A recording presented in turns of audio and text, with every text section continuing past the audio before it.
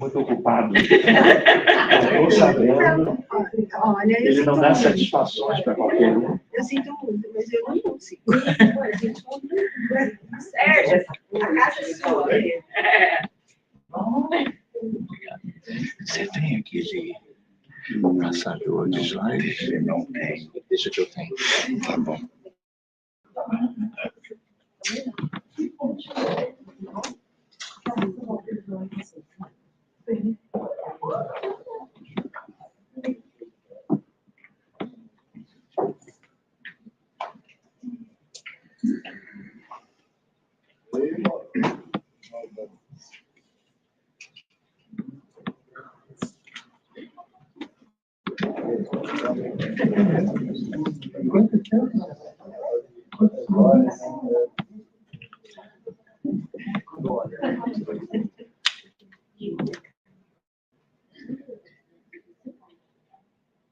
Vocês não acham melhor diminuir um pouco a luz para melhorar o contraste ali? Como vocês quiserem. Não sei se é possível, né? Porque é tudo uma...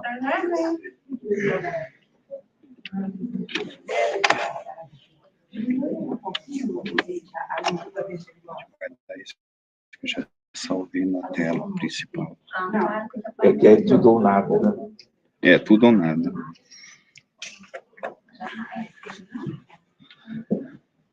Bom dia a todos. Bom dia. Jesus possa envolver os nossos corações em muita luz, muita paz e entendimento da doutrina. Dr. Sérgio dispensa apresentações, está aqui para fazer o nosso estudo hoje, a memória e o tempo, mas vamos começar com o nosso programa, que é a nossa leitura, a nossa oração inicial, para nós entrarmos nesse clima gostoso que essa casa oferece. Verinha, você faz a nossa leitura? Claro. Por favor. Gratidão pela confiança. E o Múcio faz a nossa oração inicial, Múcio? Que Jesus nos abençoe.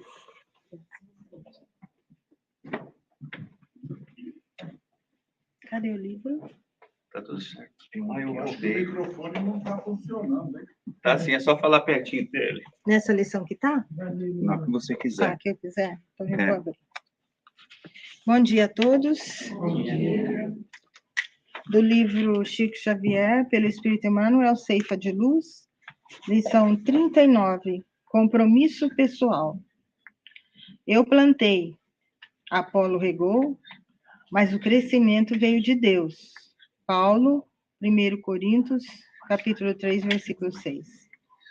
Nada de personalismo dissolvente na lavoura do espírito, qual ocorre em qualquer campo terrestre, cultivador algum, na gleba da alma, pode jactar-se de tudo fazer nos domínios da sementeira ou da colheita.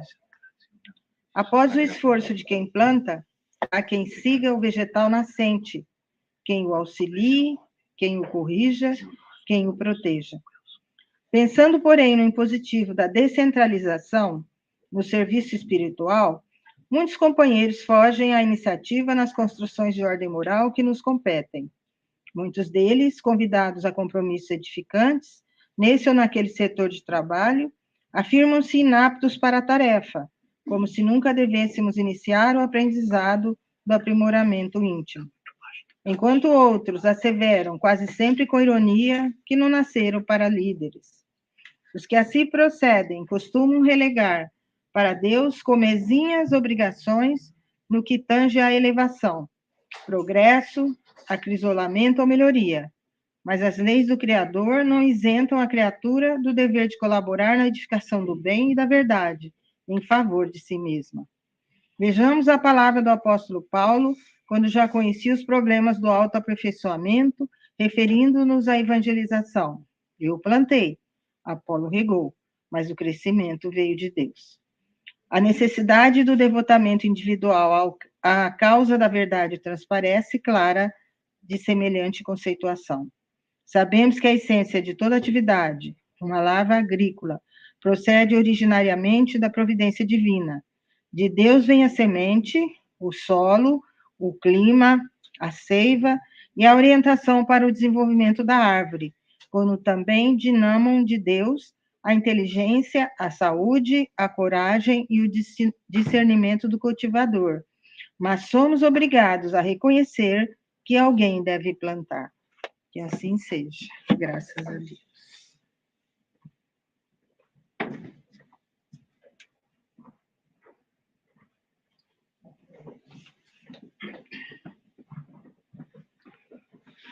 Vamos elevar os nossos pensamentos ao nosso Mestre Jesus, ao nosso Pai Criador, e agradecer essa oportunidade de estarmos aqui reunidos em seu nome, buscando esclarecimento, buscando a luz. Que o teu amor, Senhor, possa nos cobrir as nossas faltas e que possamos lutar contra nós mesmos para conseguir nos superar. Que possamos, Senhor, ter uma semana de paz e tranquilidade e aproveitar essa oportunidade de esclarecimento que aqui temos. Obrigado, Senhor. Esteja sempre conosco, hoje, agora e sempre. Que assim seja. Posso?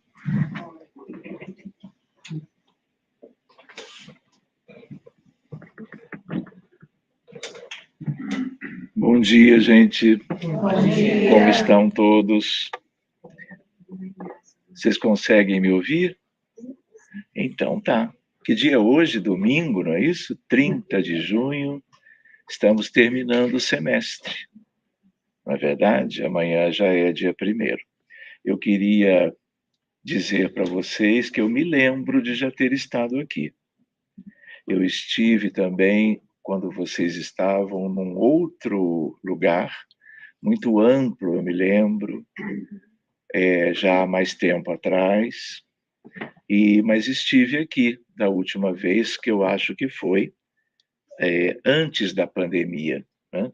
E é uma alegria muito grande poder estar aqui com vocês, num domingo pela manhã, buscando, não é, um estudo simples, relativamente, que foi como que o tema escolhido numa listinha com vários temas, e os amigos da casa escolheram que nós pudéssemos falar sobre a memória e o tempo.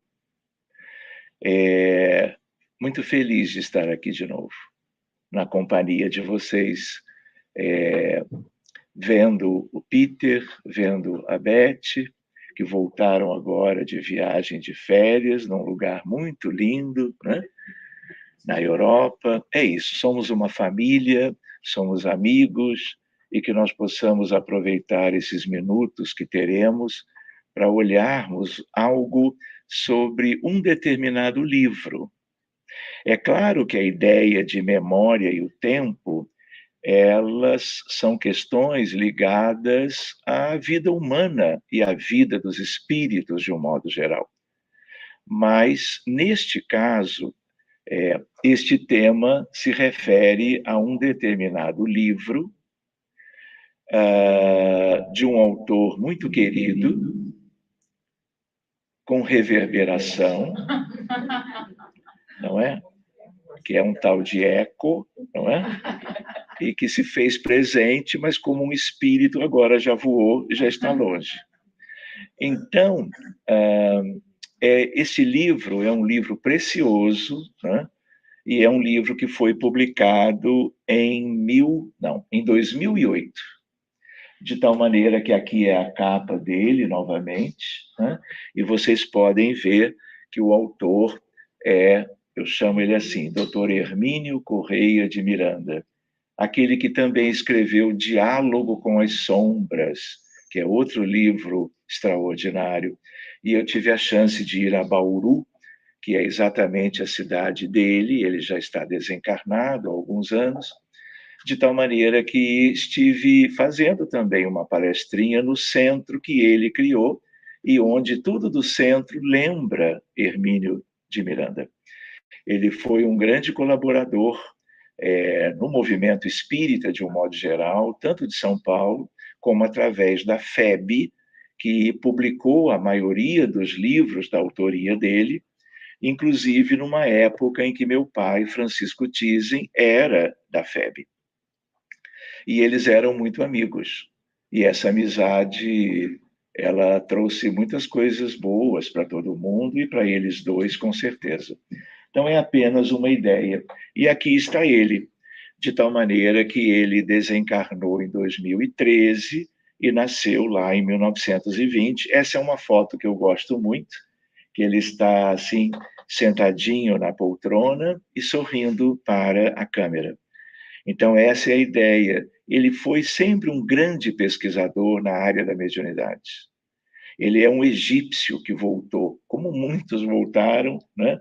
E foram aqueles que viveram, às vezes, muitas dinastias no Egito Antigo, trazendo um conhecimento que é um conhecimento, uma prática, uma vivência muito interessante de tempos antigos, de questões que continuaram sendo importantes em todo o decorrer da história da humanidade pós-Egito Antigo. Então, aqui nós colocamos 1993, algo que fala sobre o livro em si e sobre o autor. 1993, portanto, lembrando dele, um mergulho apaixonante nos mistérios do tempo, de suas relações com a memória integral, utilizando a regressão de memória como técnica de pesquisa e instrumento de exploração dos arquivos indeléveis da mente. Então, nós estamos aí entrando num outro departamento e que tem a ver com algo divino, algo de todos os espíritos filhos de Deus, algo que diz respeito à vida humana em todo o planeta Terra, em toda a sua história. Mas não apenas na Terra, porque a memória e o tempo é algo profundo e profundamente enraizado nas características da vida de qualquer filho de Deus que alcançou, vamos dizer, a condição humana. Um dos aspectos, até vale a pena nós nos lembrarmos, nós aqui na Terra, né, nós temos humanos, sub-humanos e temos todos os seres vivos, além dos humanos, com inúmeras espécies diferentes. Mas o que caracteriza um espírito que em qualquer lugar do universo ou na Terra tenha alcançado a condição de um ser humano? Porque quando nós pensamos de um certo modo, parece que tudo já estava pronto. Os humanos são humanos e os outros são os outros, né? De toda a escala no mundo animal, por exemplo. Mas isso não é assim. Entre os seres vivos daqui deste mundo e a condição e a natureza do ser humano, há um intervalo de tempo enorme.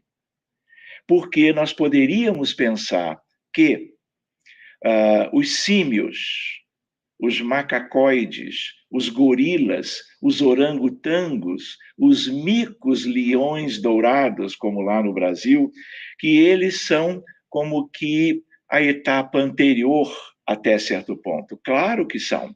Todos aqueles macacoides ou símios, eles serão humanos, mas daqui a milhões de anos.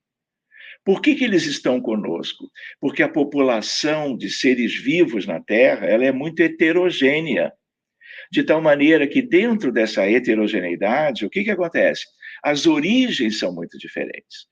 Não quer dizer que os animais daqui da Terra logo serão aqueles que pertencerão ao reino humano. Por quê? Há um princípio da solidariedade entre os mundos.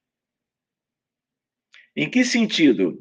As populações de princípios espirituais e de espíritos, como que vivem mudando de cenários, sempre com uma ideia de que todos evoluem, lei do progresso, lei de Deus, mas com uma noção de que cada contexto, cada grupo, cada espécie, eles vão migrando de lugares para lugares. Então, a Terra é um mundo.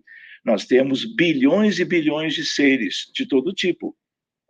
Mas isso não quer dizer, por exemplo, que os humanos sempre estiveram aqui. Que os animais daqui foram criados aqui ao longo de toda a evolução do princípio espiritual, que é o que caracteriza os animais, que ainda não chegaram à condição hominal.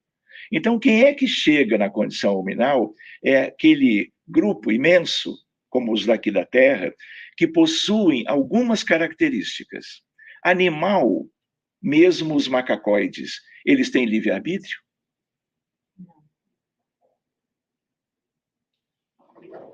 Não tem. Os animais têm pensamento contínuo? Pensam 24 horas por dia? Não. E o que mais? A memória dos humanos é uma memória, vamos dizer, profundamente acessível, dependendo das circunstâncias, dos locais, das características da vida dos seres humanos.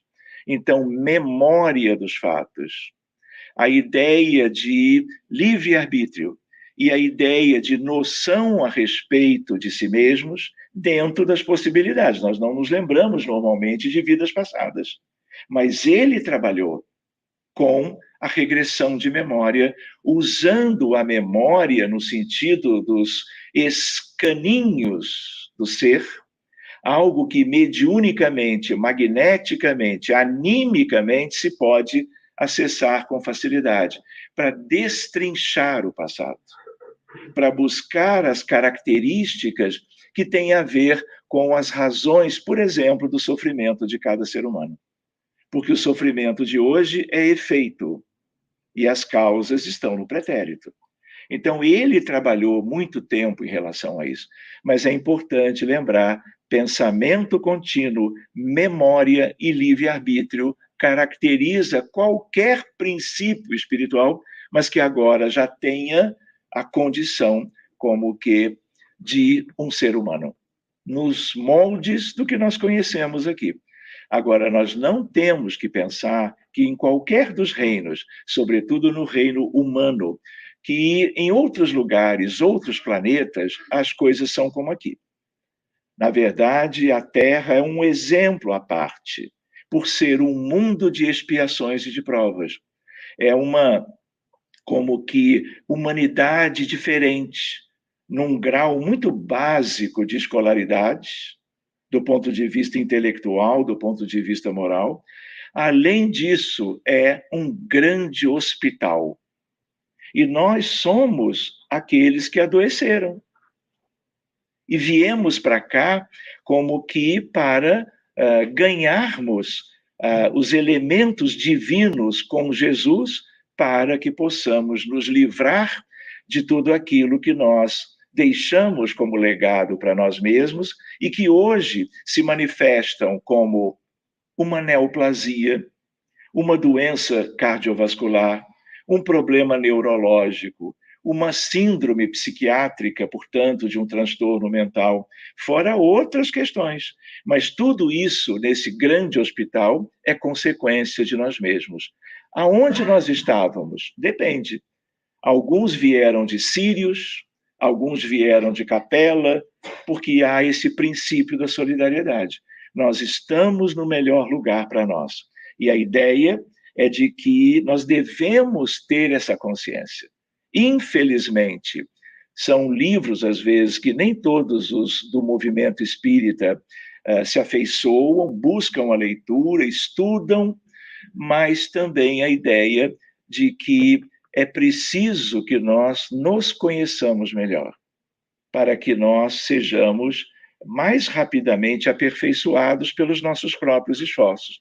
E nós não podemos esquecer que espíritas no planeta Terra, que são os que mais têm acesso a Kardec, a Emmanuel, a André Luiz, a Humberto de Campos, a Filomeno de Miranda e a tantos outros autores, de livros que são de autores encarnados e de autores desencarnados, como alguns citados antes.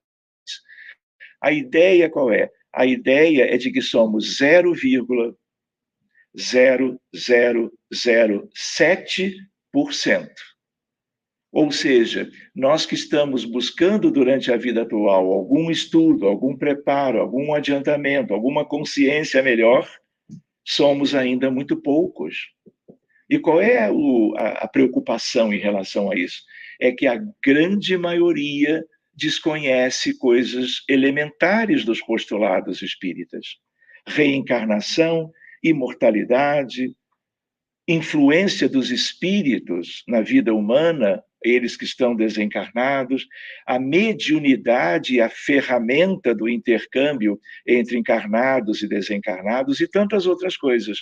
E o desconhecimento disto gera algo ligado à estagnação espiritual.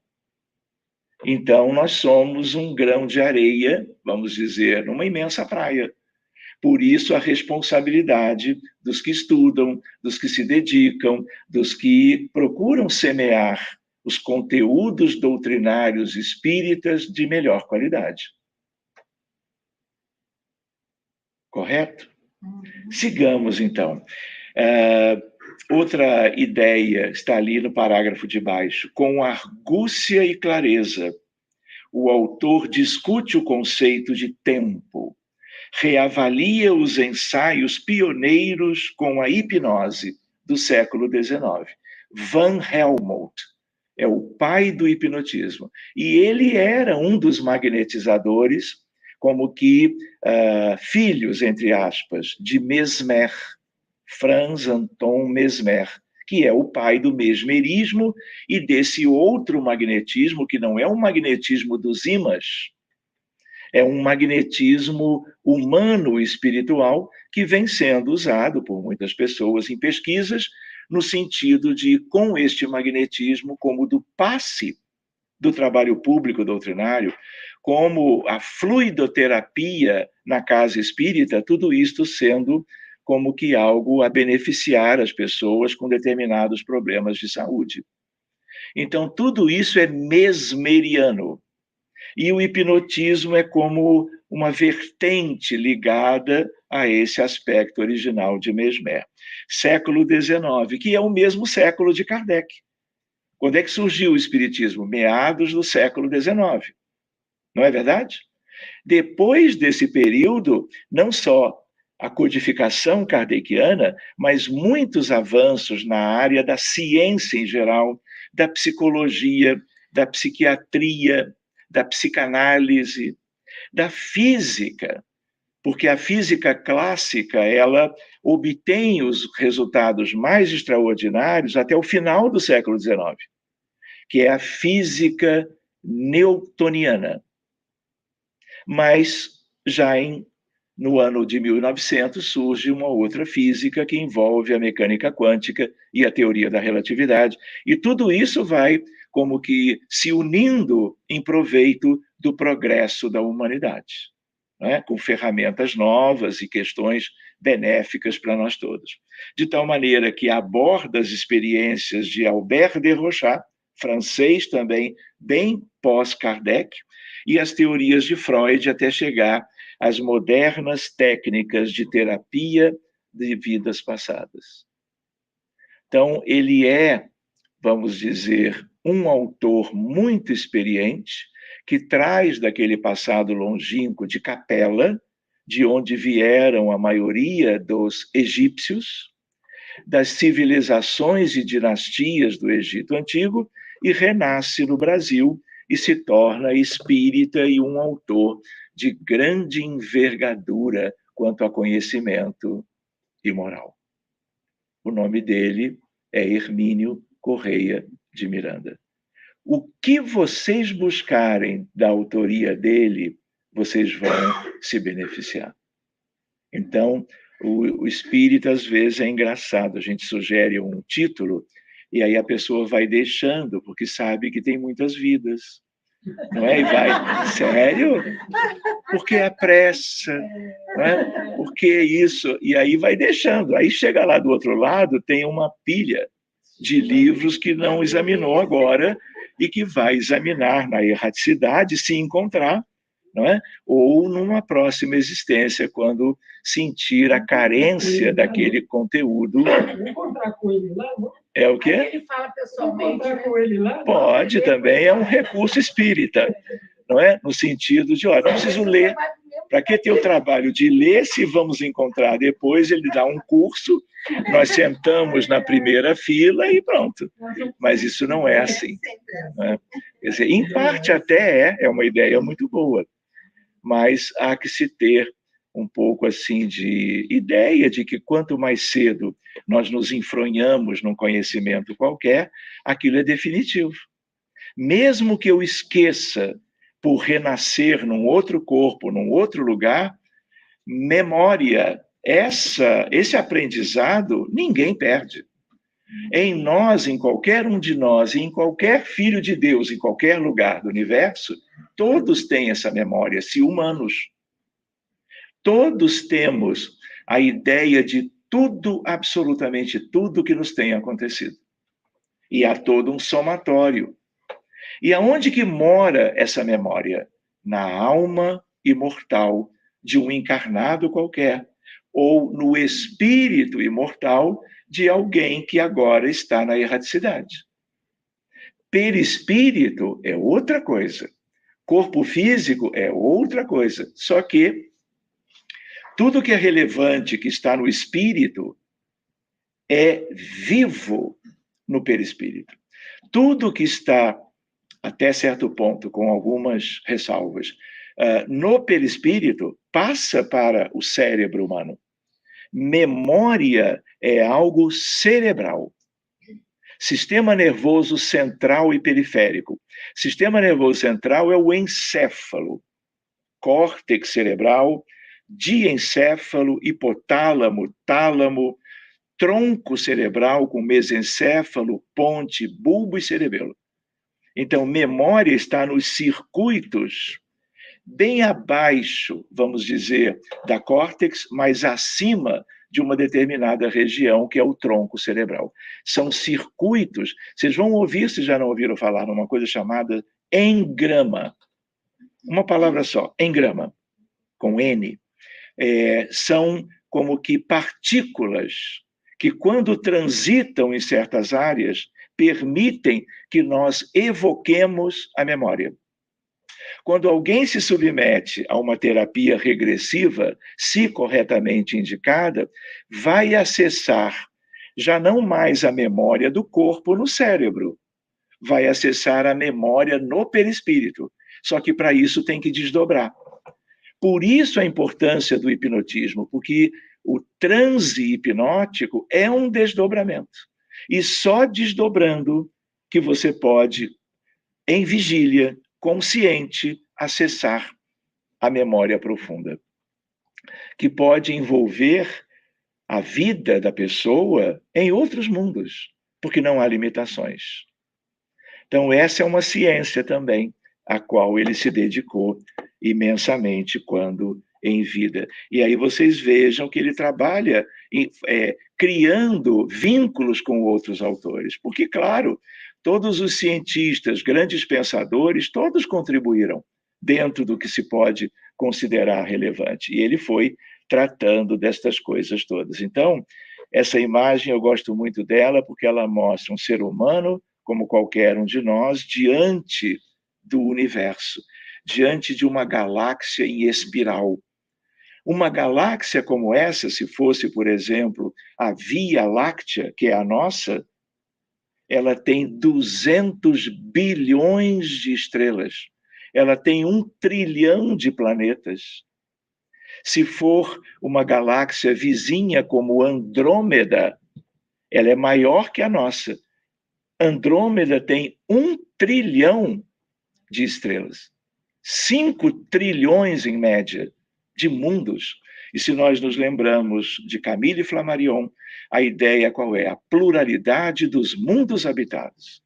A ideia de que filhos de Deus estão distribuídos nesse universo extraordinário que agora nós estamos, bem depois de Camille Flammarion, pela astronomia moderna, pela astrofísica, pela cosmologia, começando a conhecer melhor. E vamos nos impactando com essa realidade que é tão diferente, próxima por um lado, longínqua por outro, em relação ao que nós vivemos aqui.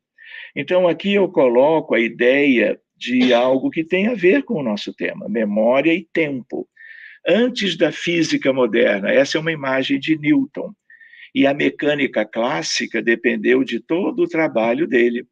Não é? Então, quando nós compreendemos como que os mundos se movimentam, a lei da gravitação universal, por que que a Lua não vai embora? Não vai embora, por causa do campo gravitacional da Terra e, em menor escala, o da própria Lua. De tal maneira que as fases e tudo que tem a ver com esse movimento já é bem conhecido de todo mundo. Então, a sua mais espetacular aplicação é exatamente a mecânica celeste. E essa física clássica, ela continua válida para as estruturas macroscópicas. Vamos brincar. Então, em termos do que acontece no universo, nessas realidades colossais, a física quântica, a mecânica quântica, que tem a ver com o infinitamente pequeno, vamos dizer, não são as mais importantes. É a física clássica. Agora, para eu entender outras coisas da vida aqui, da vida humana, da vida na Terra, da natureza e de qualquer outro lugar, eu também vou precisar, um dia, estudar as coisas do infinitamente pequeno. A ideia do mundo microscópico. Brincando ainda um pouco sobre isso, eu volto a lembrar. Eu pergunto para o Vicente. Vicente tem 12 anos agora, mas quando eu perguntei, ele tinha 9. E frequenta a escola como todo mundo, né? E aí eu perguntei, não me lembro nem por quê. Filho, o que existe no universo? O que ele responde? Ora, pai, você sabe, todo mundo sabe. Quarks e leptons. E ele depois, eu falei, esqueci, muons e bósons. Então, isso hoje, que para nós que somos jovens ainda, é algo que nós ouvimos falar, mais ou menos, né? Mas hoje as crianças estão estudando essas coisas. Por quê? Porque nós estamos há 124 anos da nova física, que é a física moderna, a mecânica quântica, a teoria da relatividade. Então, isso já é domínio público, num certo sentido, a nível de qualquer escola, a partir de uma certa graduação. Então, é só para lembrar que nós não estamos sozinhos e que aquilo que nós estamos tentando lembrar quanto à sua importância hoje, o tempo e a memória, é algo de Deus. Nós podemos adaptar essas coisas, vamos dizer, a tudo que se viveu e vive na Terra, mas essas questões vão nos acompanhar eternamente. Então, são pequenas imagens ligadas a descobertas recentes, lembrando que antes da tal física moderna existiram outras coisas, mas o principal, a mecânica newtoniana, a ideia da óptica, quantas coisas extraordinárias a partir do desenvolvimento da ótica. Quem é o primeiro cientista da história da humanidade? Quem começou o método científico na humanidade na Terra? De Júpiter eu não sei, muito menos de Saturno. Não sei. Era aquele estudo que eles pretendiam transformar qualquer metal em ouro. Eu esqueci o nome. Olha, esse eu não tive acesso. Não estou sabendo. Não é? Mas é interessante. Quem sabe nós começamos a tentar isto. Não é? Mas não, foi Galileu Galilei. Lá longe, lá em Florença, na Itália, o que acontece? Artesãos italianos confeccionam um objeto como um canudo, na verdade, né, com 2 lentes, uma de cada lado. E eles usavam aquilo, as pessoas comuns, para aproximarem aquilo que estava mais distante da visão humana. E aí, um desses instrumentos chegou a Galileu. E no que chegou a Galileu, ele fez o diferente. Em vez de ficar interessado na vida das outras pessoas, aqui mesmo, no dia a dia na Terra, ele faz o gesto que mudou a história. Tio Galileu. E ele levanta e começa a observar os astros, os planetas. E ele dedicou, a partir dali, todo o restante da vida dele a perscrutar a realidade astronômica em torno da Terra. Então, vale lembrar que a igreja, que era o poder dominante na época, ela era aristotélica. Ela seguia as ideias de Aristóteles. Só que Aristóteles achava que a Terra era o centro do universo. E aí acontece que Copérnico veio logo depois. E Copérnico entendeu, por aquilo que ele refletia, que a Terra também girava em torno do Sol, que a sede da vida no planeta, e no caso o sistema solar, dependia dos planetas orbitarem o Sol.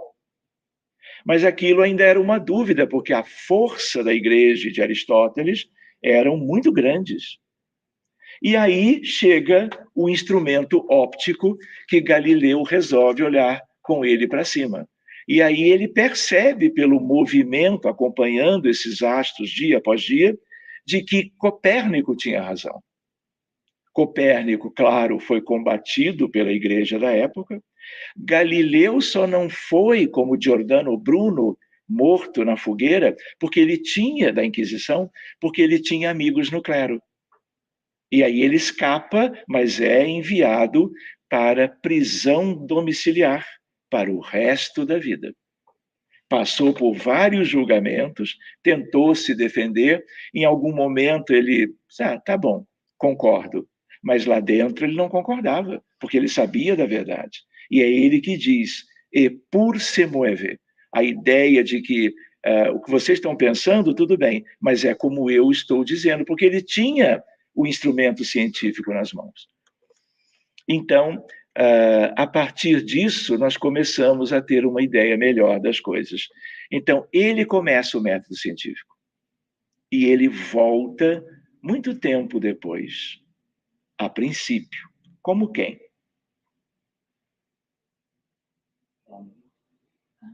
Vale uma caixa de bombons.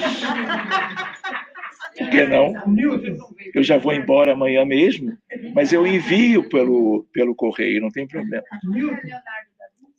Oi? Desculpe, eu não lhe ouvi. Leonardo da Vinci. Não é o caso. Esse é um espírito altamente...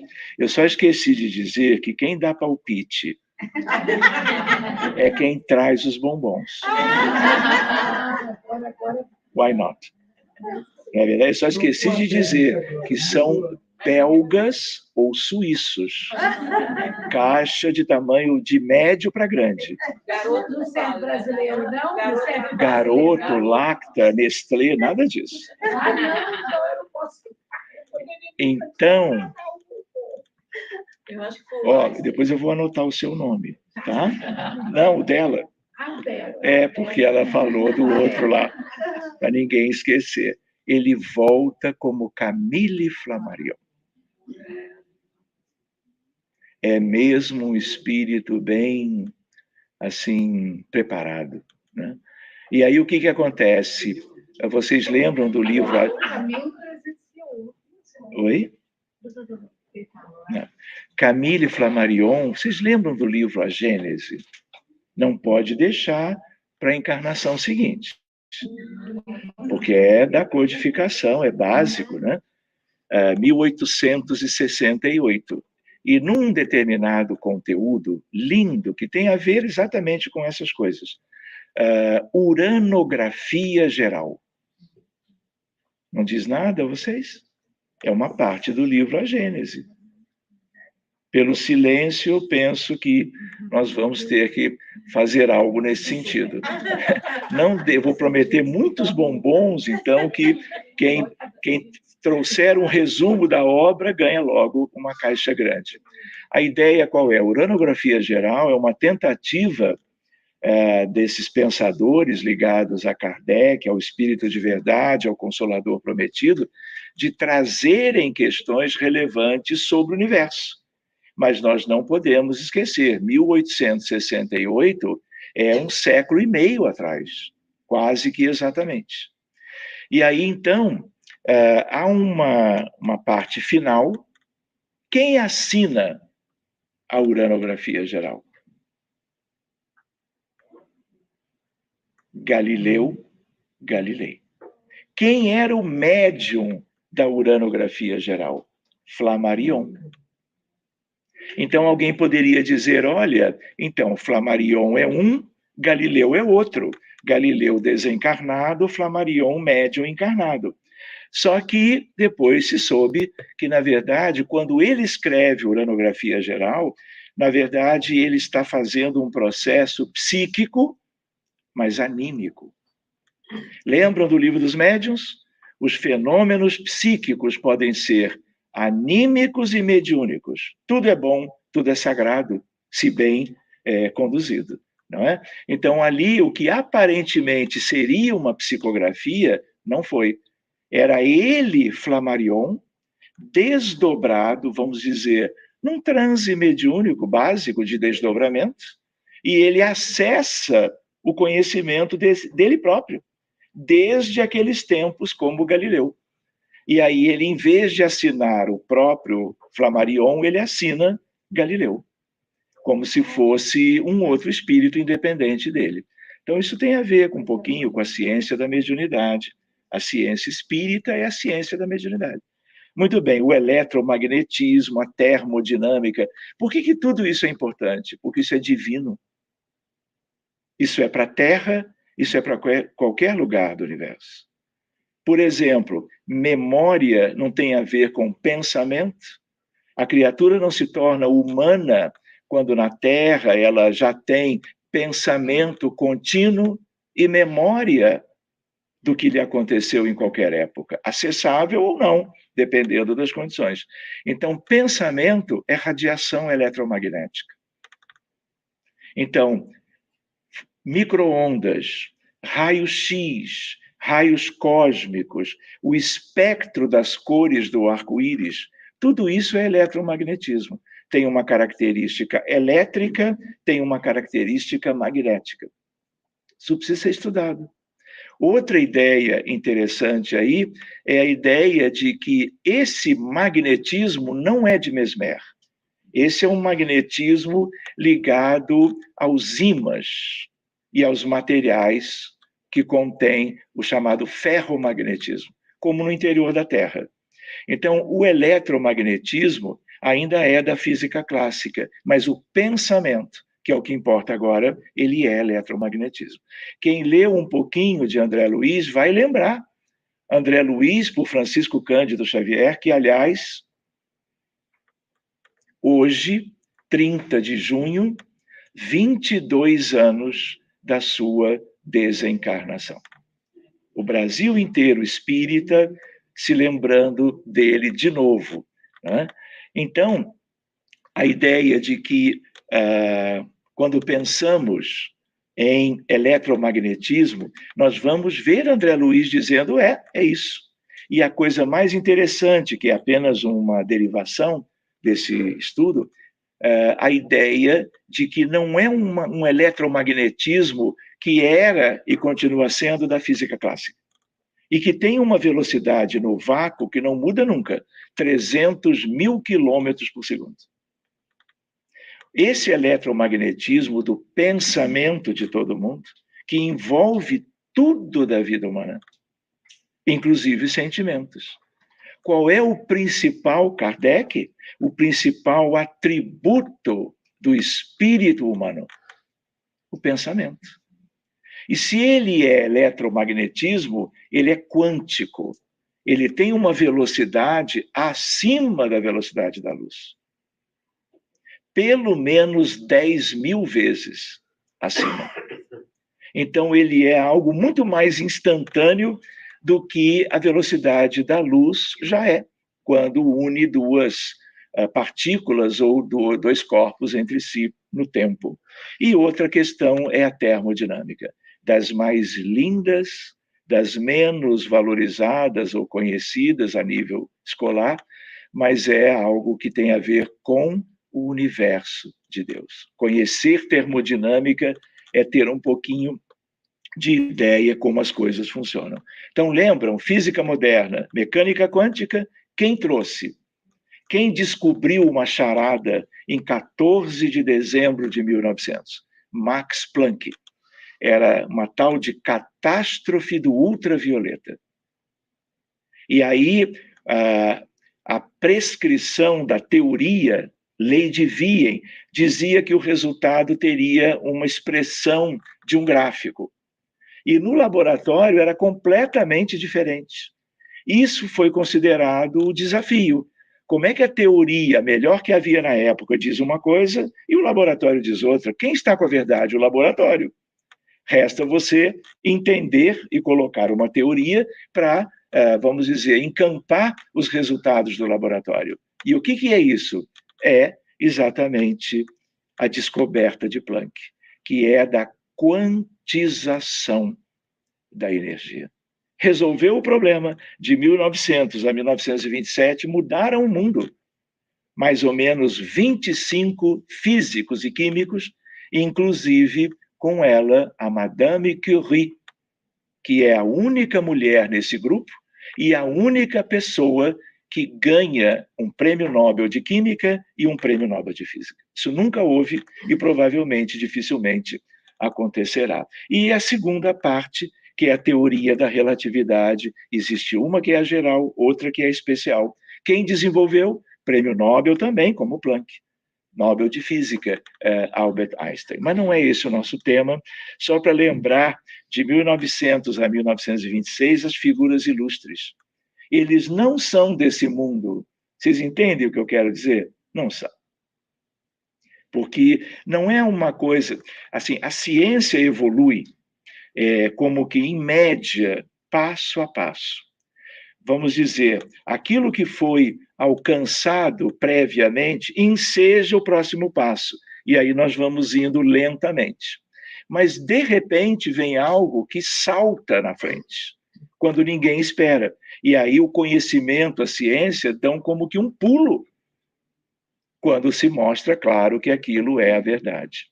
Então, Planck, Einstein, Niels Bohr, da Escola de Copenhagen da Física Moderna. Niels Bohr é um dos espíritos que, em reuniões de materializações luminosas, no Rio de Janeiro, durante alguns anos, ele era um dos que raramente vinham e se materializavam. Outro da mesma área, Oppenheimer. Não está aí a biografia dele? Enfim, mas isso é uma outra história, 2025, não é? Podemos conversar sobre materializações e coisas assim. Louis de Broglie, Erwin Schrödinger, da equação fundamental da mecânica quântica, chamada equação de Schrödinger. Max Born e do princípio da incerteza de Werner Heisenberg. Então, todo o século, o desenvolvimento mudou a compreensão da vida e do universo. Eles mudaram. Quando eu digo que eles não são daqui, qual é a ideia? Eu vou recapitular com muita rapidez por causa do relógio, ele olha para mim, eu olho para ele, e nós vamos nos ajeitando aqui. Então, há uma ideia de que nós estamos aqui na matéria, encarnados, vivemos na superfície pisando no chão. Bebê carregado no colo, senhor de idade em casa repousando de uma longa vida e assim por diante. Encarnado, vive aonde? Na superfície. Pode levantar voo, mas depois tem que descer. Pode trabalhar numa mina de carvão a 1 quilômetro de profundidade, mas 10 dias depois tem que voltar e retomar e depois descer de novo. Mas isso é outra coisa. André Luiz, quando ele desceu após a morte, a desencarnação, numa cirurgia, para onde ele foi? Para um lugar triste, no mínimo. Um lugar escuro, as pessoas rastejando pelo chão. Algum de vocês sonhou de querer ir para lá. Ah, se o André Luiz foi, eu também quero. Alguém ficava planejando um pouquinho lá, 10 anos, naquele tal de umbral. Aquele é um umbral inferior. É bom pensarmos de adjetivar o umbral. O umbral existe aqui conosco, no nosso envoltório. Tem espíritos desencarnados em casa, nos hospitais, no shopping, nas ruas, nos centros espíritas, em qualquer templo religioso, por razões diferentes. Quanta gente desencarna e fica em casa, ou volta para casa pela afinidade com familiares, e assim por diante. Isso também é um umbral médio. Quando André Luiz foi lá para cima, para onde ele foi? Nosso lar. Uma colônia no umbral. Mas que umbral é esse que é tão diferente daquele onde ele esteve primeiro? É o umbral superior. Então, por isso que é bom que são mundos tão diferentes, em 3 grandes aspectos, que é importante nós nos manifestarmos sobre que umbral nós estamos querendo comentar. Porque se não tiver adjetivo, é umbral inferior. E olha, desse jeito você vai logo para o umbral. Não é? Já está rogando um negócio que eu não gosto nem de repetir o nome. Não é? Então, lá para cima, todo mundo queria ir, todo mundo conversou com o venerando, arruma um lugar, um puxadinho e tudo mais. Não é? Porque não é? É melhor um puxadinho em nosso lar, não é? Tipo kitnet, não tem isso? Quarto-sala. Lá do que um castelo maravilhoso com 18 cômodos nas trevas. Né? Então, o espírita foi sonhando e conversando com a veneranda. Só que, acima do umbral superior, envolvendo todas as cidades astrais do tipo de nosso lar, nós temos o quê? A etapa seguinte, que é enorme: arte, cultura e ciência. Esses que estavam listados no slide anterior, todos eles vieram dali. Eles têm problemas humanos, problemas habituais, sim, mas dentro de uma certa referência. Porque se são problemas mais sérios, eles não sobem, por causa dos problemas morais. Mas é de lá que vieram. Como de lá vieram aqueles, por exemplo, como quem descobriu a vacina? 2 caixas de bombom. 2. Uma de chocolate escuro, outra de chocolate branco, uma recheada, outra nem tanto. E aí? O pessoal está com medo de dizer qualquer coisa, não é? E depois ter que trazer. Agora são 2, né? A cautela, né? Oi? Pode falar. Desculpe, repete. Oswaldo Cruz, eu ouvi. Pasteur? Não. Pasteur descobriu outras coisas importantíssimas. Também vem de lá. Oswaldo Cruz, teoricamente, eu não tenho ideia, é bem possível que venha de lá. Mas quem descobriu a vacina foi um médico inglês chamado Edward Jenner, no tempo da varíola, que foi... Eu não ia saber nunca. Não entendi, acertou ou errou? Não, a gente... nós só estamos nos conscientizando que a gente precisa estudar. É verdade. Olha que a gente... Eles lembram o nome da esfera? Arte, cultura e ciência. Então, os grandes cientistas, como alguns que nós citamos e outros muitos mais, vêm de lá. Então, quando eles reencarnam, vêm para ajudar. Quando eles dormem, em vez de qualquer um de nós que vai para qualquer lugar, eles voltam e vão interagir com os colegas.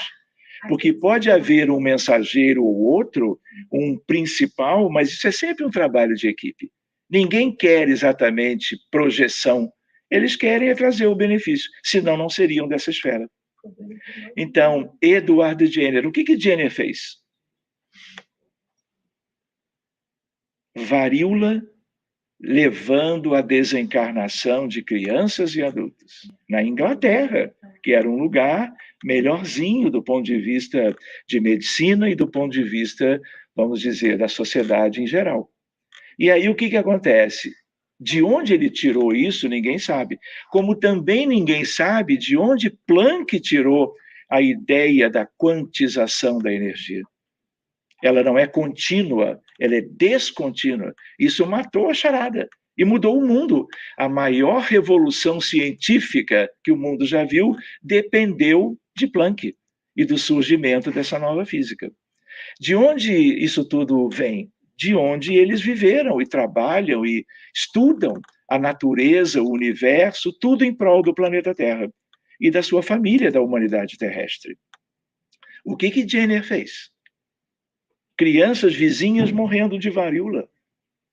Pelo menos uma coisa animadora é que varíola não existe mais. Varíola existe, o vírus em laboratório, tudo lacrado, porque não pode extinguir uma estrutura viva. Eticamente não se pode, mesmo um agente como de uma doença como a varíola. E aí o que ele faz? Ele, dentro de ideias que só mesmo de outro mundo, vamos dizer, porque de outra esfera, do mesmo mundo que é a Terra, o que ele faz? Ele, então, busca como que uma agulha, ponta de uma seringa. Sabem aquelas canetas que você escreve molhando e assinando aquela caligrafia bonita, não é? Que é uma verdadeira arte? Ele pega aquela ponta, leva a uma ferida, uma pústula de uma paciente dele com varíola, e essas pústulas, o que elas têm é o vírus. O que ele faz? Algo que só ele. E ele não faria ou não faria sem uma ideia trazida de algum lugar, de dentro dele e, por sua vez, de algum contexto de informação. Inocula no filho. Oh. E aí, qual é a ideia? Dependendo, podia transferir o vírus para a criança, era um jovem de 10 anos, e a criança morreria ou poderia desencarnar por varíola. A criança ficou ótima. E aí deu ensejo à ideia do sistema imunológico, das imunoglobulinas, dos linfócitos T e B, que são do sistema imune. E ele fica protegido da varíola. De onde ele trouxe isso? Esfera mais alta. Por quê? Porque ele tirou isso de algum lugar. Enfim, tem outras esferas, tanto para cima como para baixo, só para lembrar que todos esses são exatamente pessoas que fizeram toda uma revolução para nós. Então, a data célebre é o 14 de dezembro de 1900. Por isso eu comentava, Planck abre uma revolução na física, demonstrando a quantização da energia ao estudar a radiação do corpo negro. O que é radiação do corpo negro? A turma do laboratório de física queria estudar as estrelas. Mas como é que você vai estudar as estrelas vivendo na Terra? Hoje não se pode muito nesse aspecto, por mais que de lá para cá tenha havido tanto desenvolvimento científico. Então, eles criaram um modelo mimetizando a estrela, de qualquer uma. Eles buscam uma estrutura metálica, esquentando-a, tornando-a incandescente, irradiando luz e calor, que é o que as estrelas fazem. Então, esse era o modelo que se usava para se buscar aquilo que se chamava radiação de corpo negro. E aí, a catástrofe do ultravioleta era aquela ideia de que a previsão teórica dizia uma coisa, o laboratório, na avaliação desse tipo, disse uma coisa completamente diferente. Então, é lembrar que esse é um desenvolvimento. Sejam bem-vindos, viu? Meninos e meninas. Ai, que coisa linda, gente. Nossa, estão muito elegantes.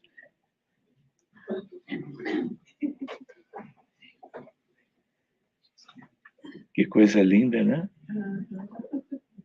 Então, pedindo licença para elas duas, e olha lá, tem mais alguém chegando. Não é? Ah lá, Cris. Já viu ali? Chegou agora. Então, vamos lá. Aqui a ideia de Planck, para quem nunca viu uma imagem dele. Olha a catástrofe. A teoria clássica dizendo uma coisa e os resultados experimentais completamente díspares. E aí tem várias questões que eu não vou entrar em função da hora. Eu pensei de ir até as 2, mas parece que não dá. Não dá? Não, né? Então vamos de acordo com a programação. Próxima vez que seja 3 horas. Né? Isso, vamos combinar direitinho. A ideia das ondas eletromagnéticas. Guardem uma outra coisa, como se fosse uma escola. As coisas da natureza eletromagnética, o eletromagnetismo, porque inclui pensamento, tem 2 aspectos. Ela é ondulatória, por isso ela vai longe e pode ter telepatia.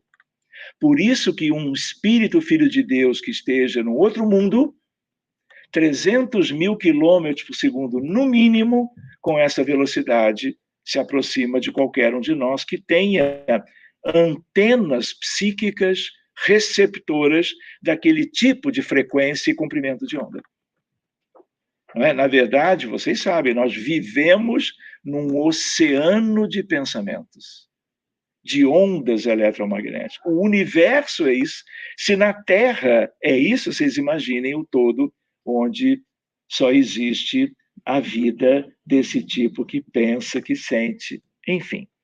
Ao tio, numa foto antiga, de 1921, Louis de Broglie, que estudou a intimidade do átomo, 1929, o átomo de Thomson foi outro físico, e esse da escola de Copenhague, da física moderna, uma alma linda também. Quando ele estava com Oppenheimer na reunião de materialização, eles estudavam que história é essa de mundo físico, matéria, mundo espiritual sem matéria densa, mas com outro tipo de matéria. E aí eles lidavam com o ectoplasma da Yolanda, da médium, e cores inusitadas apareciam de repente, flashes que nós não sabíamos de onde eram. Aí perguntavam, mas quem está aí? Aí eles diziam, fazendo exatamente aquilo. Muito bem. Essa camisa do Cruzeiro, eu sei. Olha que bonito, viram? É o maior de Minas. Oi? Maior de Minas. É o quê? Maior de Minas. É o maior de Minas. Aí já é uma preferência, mas já é algo, uma tendência pessoal. Se eu disser para ele que eu sou flamenguista, não é? Aí eu não sei qual será a reação. Mas, enfim, não é? Todos são bons. Respeite o campeão. Brincando um pouco.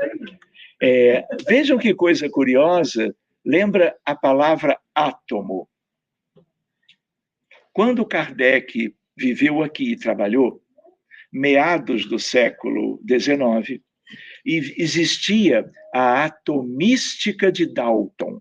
O que o tio Dalton dizia? Que o átomo era indivisível. Ou seja, eles julgavam que eles tinham chegado na estrutura mínima da matéria.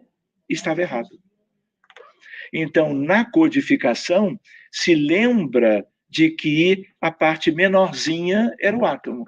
E como eu lembrei do Vicente, lembram? Quarks e leptons, gluons, bósons, férmions, tudo isso hoje já se pode estudar num nível razoável da escolaridade humana na Terra.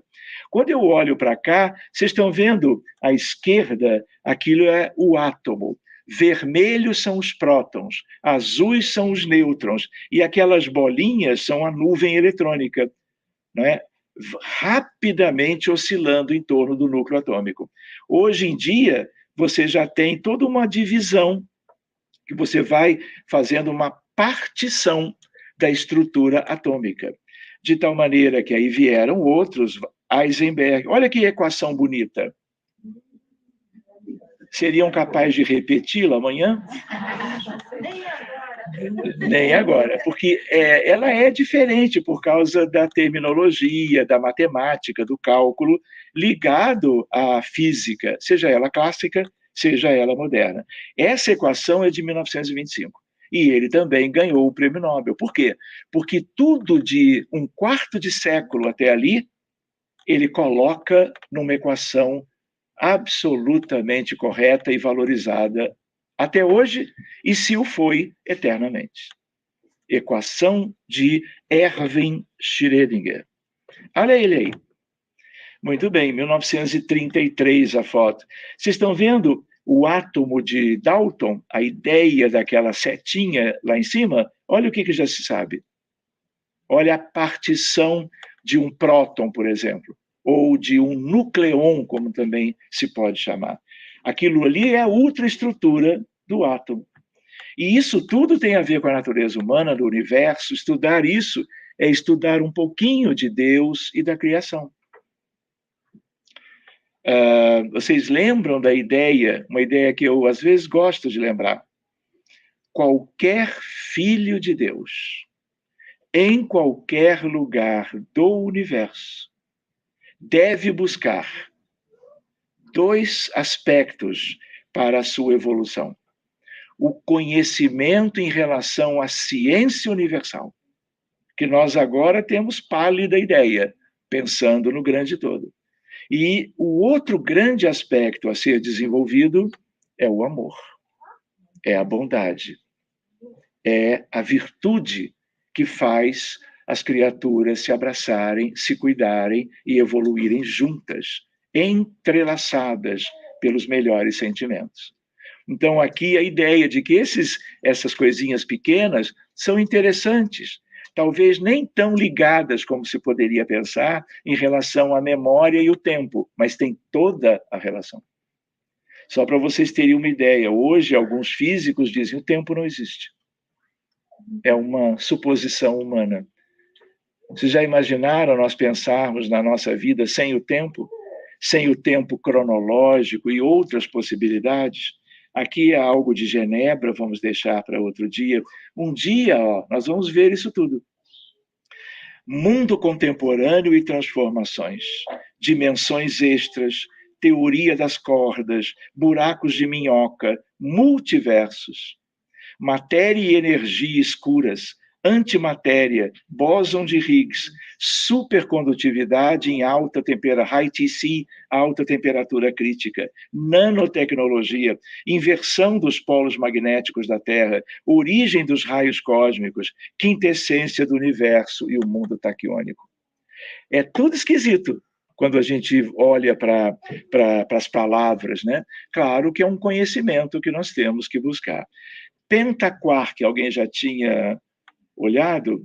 Veremos isso no final do ano, quando estivermos juntos de novo. Venham todos para o Rio de Janeiro. E aí nós fazemos, não é?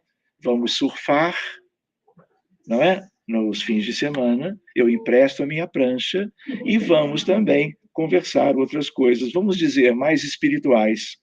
Aqui é uma outra coisa, olha aqui a ideia de algo que está fora do nosso alcance, dentro dos buracos negros. Isso é lindo, por mais ainda que estejamos distantes. Aí vem a ideia da memória e vários aspectos que nós poderemos, por causa do adiantado da hora, examinarmos mais adiante. Quanto tempo eu tenho? Não tenho. Depende do bombom.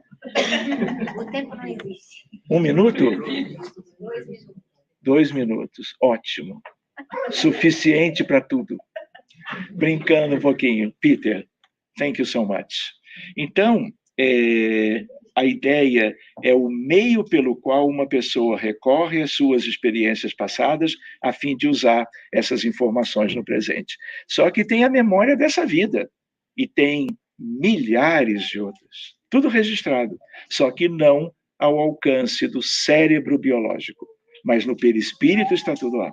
E é essa memória que se acessa, como ele fez nos seus livros, estudando a regressão de memória, buscando o que normalmente é oculto. A questão, o estojo do conhecimento é a memória. Estojo, bem lembrando a questão de uma base escolar. Memória não é sabedoria, porque os idiotas, os que têm dificuldades mentais, também podem ter memória. Isso é um outro departamento.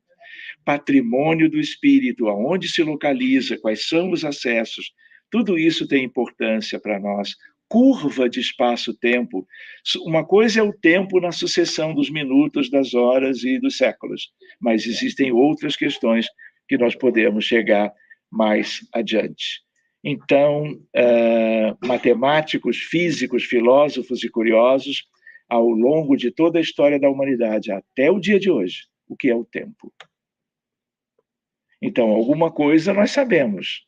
Um certo tipo de expressão temporal também, mas nós temos que crescer, nós temos que avançar, enfim.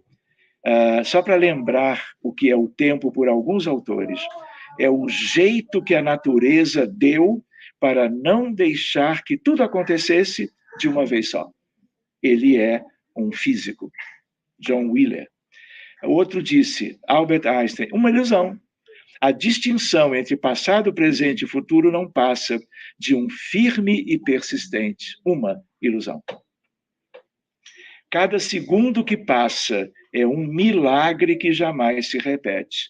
Havia uma rádio no Rio de Janeiro, quem já fez mais de 20 anos sabe de... A Beth ouviu falar nisso, não foi? Através dos seus avós, porque a senhora... Não é? Então, a ideia de uma frase que toda hora tocava na rádio, nos tempos que não tinha TV, inclusive. Outra questão, o que é por seguinte o tempo? Por conseguinte, se ninguém me perguntar, eu sei. Se eu quiser explicar a quem me fizer a pergunta, já não sei mais.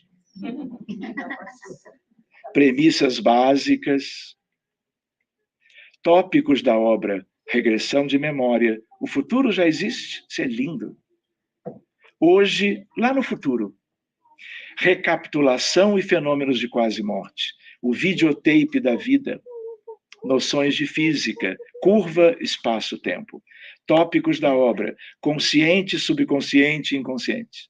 Estados alterados de consciência, fenômenos psíquicos de uma maneira geral, perispírito e suas divisões. Tópicos da obra, memória integral, banco de dados, arquivo morto, reencarnação, a faculdade de esquecer ordenadamente os eventos que afetam cada um de nós. Memória consciente, subconsciente e inconsciente. Memória extracerebral. Teria sido interessante se tivéssemos chegado aqui. Paracelso, o médico maldito, porque falava de coisas que ninguém conhecia. Ele era muitos anos à frente do seu tempo, como muitos foram.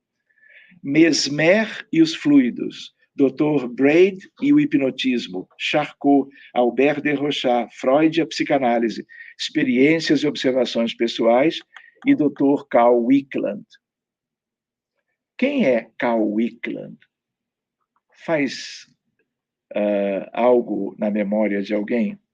Esse é um médico muito bacana. Ele era com a esposa Anna Wickland, da Suécia. Ele psiquiatra, e ela, a esposa dele, não era uma pessoa na área profissional, mas era médium. E aí ele atendia os doentes psiquiátricos no hospital, chegava em casa, eles criaram a dupla Carl e Wickland, lá na Suécia. E aí ele começava a falar de um caso, e ela começava a sentir aquilo que tinha a ver com algo com aquele paciente. E eram espíritos, eram seres humanos desencarnados, ligados ao processo de transtorno mental de cada um. E aí eles escrevem um livro, na verdade ele, mas ela o tempo todo junto. 30 anos entre os mortos. 30 anos parmi les morts. E aí ele abre assim como o Dr. Bezerra abriu com o livro A Loucura sobre o Novo Prisma. Lembram? Que ele contava as experiências dele, falava do filho que tinha transtorno mental, e ele abre essa nova psiquiatria, pelo menos em certos moldes. Então, a ideia de que ele escreve algo das 3 décadas que ele foi lidando com os espíritos envolvendo memória e o tempo. Hoje mesmo nós estávamos numa determinada reunião e eu, quando estávamos atendendo o espírito, num contexto da França, nós estávamos lidando com um paciente que solicitou auxílio porque ele tem uma depressão de muito tempo, muito sofrimento. Adulto vivendo perto daqui. E aí nós fizemos uma prece e começamos o atendimento para ele.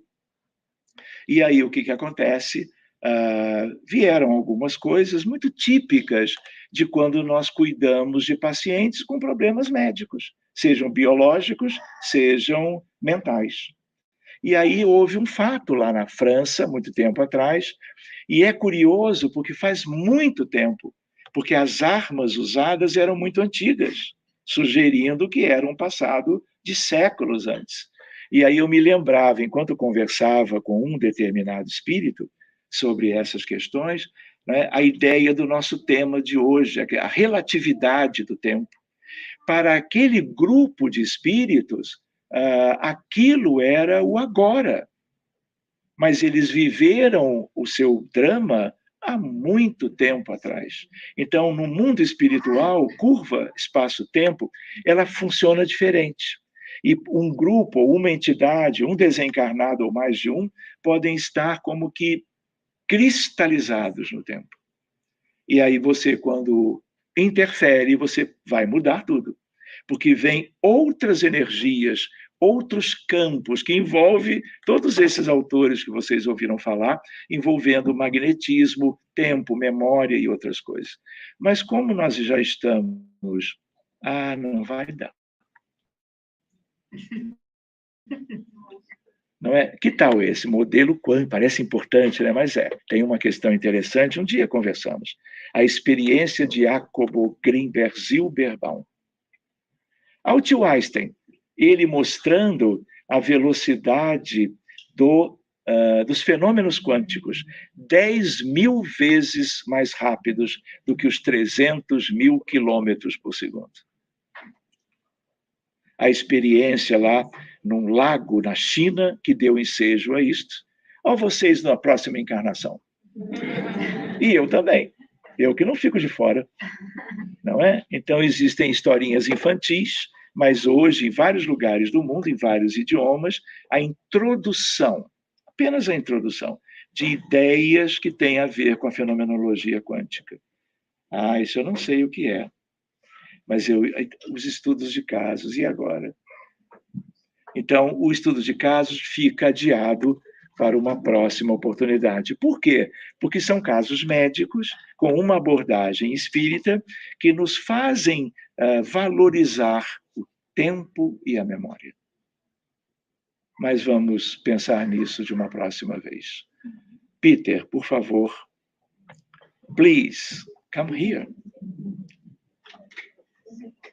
Eu queria agradecer, obviamente, a vocês todos a paciência, a sensibilidade, os sorrisos e pedir desculpas pelas brincadeiras e tudo mais.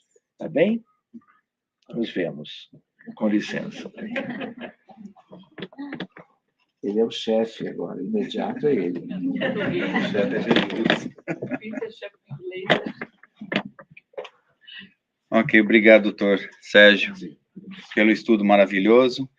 Nós estamos já correndo com o tempo, só queria falar do nosso almoço, que está de primeira, maravilhoso. Muita gente contribuiu com isso. Por favor, fiquem para almoçar com a gente. O doutor Sérgio também está convidado para almoçar com a gente. E tenho 2 avisinhos rápidos, que é o nosso bazar, que foi cancelado hoje, uma questão do tempo, né, que chove, não chove, mas vai ser remarcado, assim, vai passar nova data para a gente. Agora, o que mais que eu tenho que falar? Qual que é o outro que eu esqueci também, né? Tem um outro recadinho. Sim, as preces intercessoras que a gente faz, se alguém estiver precisando de uma ajuda espiritual, alguém que esteja precisando, conversa com a Silma, vai ser marcado um dia, e vão fazer um grupo de oração, faz junto com a pessoa que está precisando, o Oswaldinho faz parte, a Terezinha, né, Oswaldo? São as preces intercessoras com a Silma, só conversar com ela. Hoje nós não vamos ter os passes regulares, mas se alguém estiver precisando, pode falar comigo, pode falar com a Lucy, com algum coordenador da casa que vai ser atendido, a gente pode conversar e vai ser dado um passe, tá bom? Eu vou pedir para a Lucy fazer uma visualizaçãozinha para a gente hoje, vai ser uma prece um pouco estendida, para a gente entrar naquele sintonia de calma, e eu tenho certeza que os mentores vão estar do nosso lado, com a mão na nossa cabeça, passando no nosso corpo, vai ser maravilhosa a experiência. Lucy, você pode fazer aquela visualizaçãozinha para a gente? E que Jesus nos abençoe e nos dê uma semana maravilhosa, com muita paz, com muito amor, aquele amor que Jesus passou por aqui, deixou para a gente, com aquelas palavras, aquelas passagens, as mensagens maravilhosas. Por favor, Lucy. E mais uma vez, obrigado, doutor Sérgio. Eu que agradeço.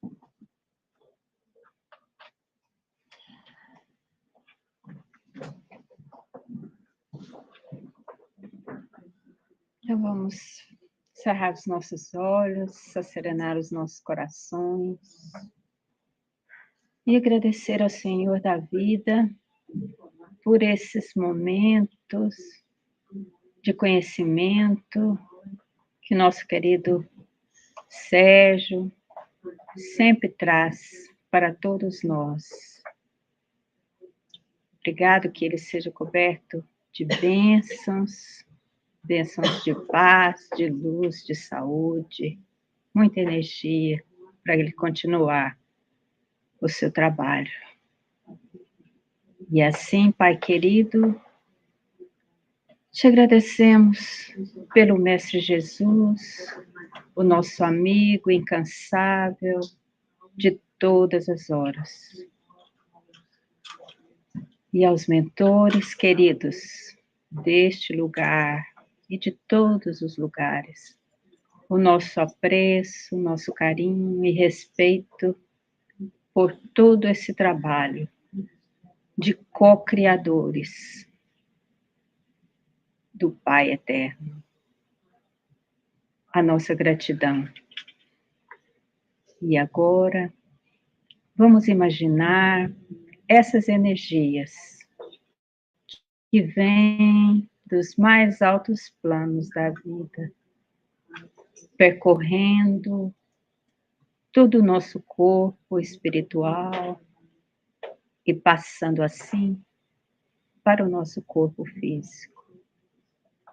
Começando pelo chakra coronário da cabeça e espraiando por todo o nosso corpo espiritual, por todos os outros chakras. Esta corrente de luz que nos dá energia, saúde e muita paz. Também, se estivermos com algum ponto enfermo, que seja tocado, nos dando energia curativa. Sintamos este momento. E assim, Senhor, agradecemos por tudo isso, por esse banquete de luz, por esse dia de hoje, por estarmos aqui, neste momento de aprendizado e de troca de energias. Obrigado, Senhor, por tudo, por todos e por tudo. Gratidão. Sempre. Amém. Que assim seja.